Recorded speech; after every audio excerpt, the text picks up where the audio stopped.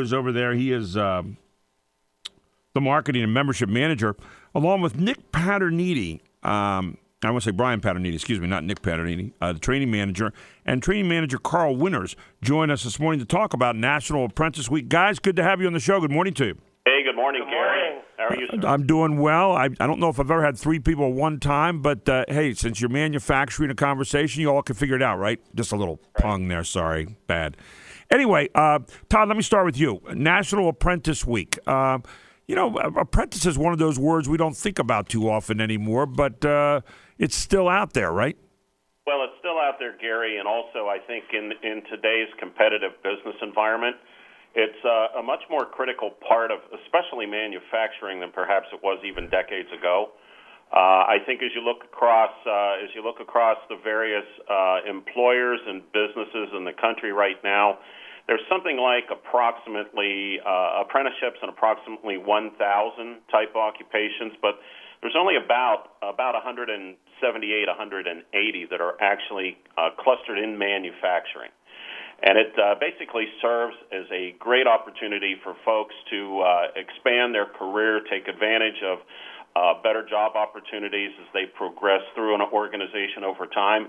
But most importantly, it really is an added benefit to the employer by providing a better skilled employee that can be more adaptable and more flexible in meeting a lot of their production and manufacturing challenges. Brian, in a time where we want instant gratification and instant rewards, Apprentice doesn't necessarily do that. And that's a concept that I think, unfortunately, has become outdated by some, but it's still very, very important, as Todd mentioned. Absolutely correct, Mr. Sutton. Susquehannock here, by the way. Hey, good to have you aboard. Thank you. It's a pretty long process. It can take a couple years to get through, and I guess that's a challenge. But a lot of times companies or students come out of school and they think they have to go right to college.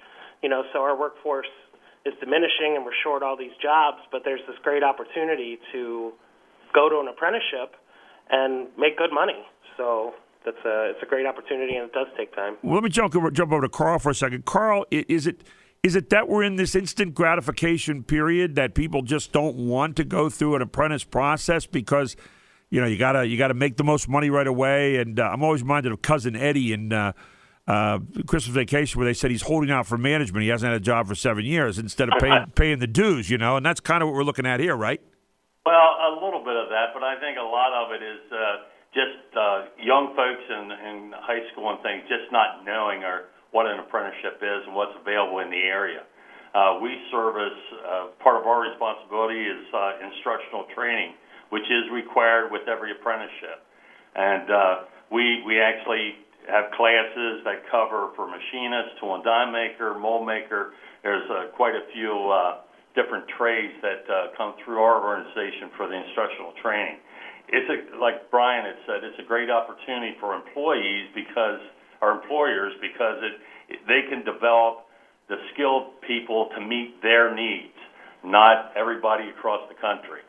So it's a good opportunity for them to use their skilled labor that they have in-house for all the on-the-job training.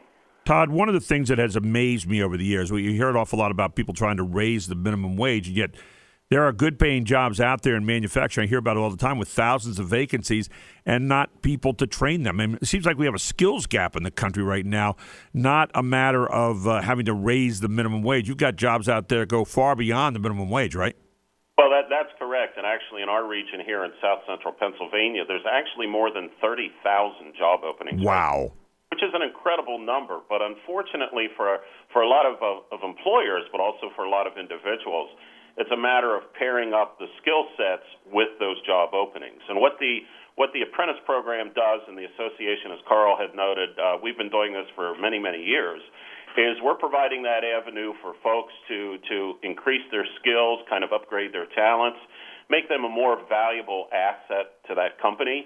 And in many cases, if you've gone through an apprentice program and you have that increased or enhanced skill set, so to speak, you're going to be kind of an important part of that organization. They're going to basically do what they can do to keep you on board through thick and thin, because you make yourself a more indispensable type of employee. Brian, you're a training manager. What's the hardest thing about training these people as apprentices? I think one of the hardest thing about training from our perspective is probably a scheduling standpoint, because these guys have to work all day or they have to work all night and they come to class. So it's a very challenging program. I had no idea how hard the education part of it was before I came into this field. So I would say that's probably one of the biggest challenges. And finally, Carl, the last question here.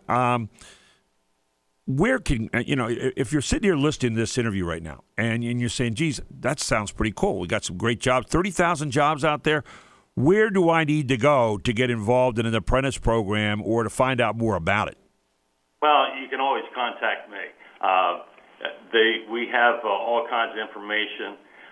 It's actually sponsored by, apprenticeships were started close to 80 years ago by the government.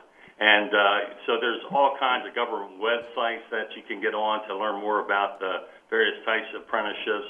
As Todd had mentioned, 178 out of 1,000, or a little over 1,000 now, is for manufacturing.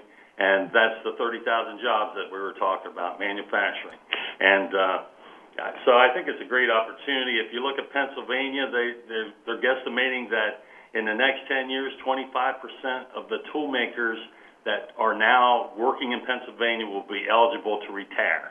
So there's even that many more opportunities that are going to be out there. Gary, I'd like to just go ahead and add to that very quickly. We, in addition to getting out our party hats and our noisemakers this week and kind of celebrating Apprentice Week, the one thing that we have done is we have actually now created our Apprenticeship Program course catalog. Okay. And we've posted that at our website, MASCPA, Manufacturers Association, South Central Pennsylvania, mascpa.org/apprentice catalog.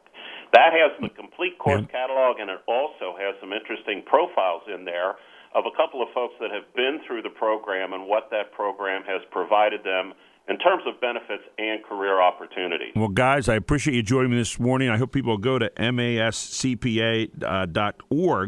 and check that out. If you're looking for a job, we're always trying to help people find jobs and careers. There's a great place to go. Hey, Todd and Brian and Carl, good to have you on the show this morning. Happy Thanksgiving to you, and continue good luck with the apprenticeship program.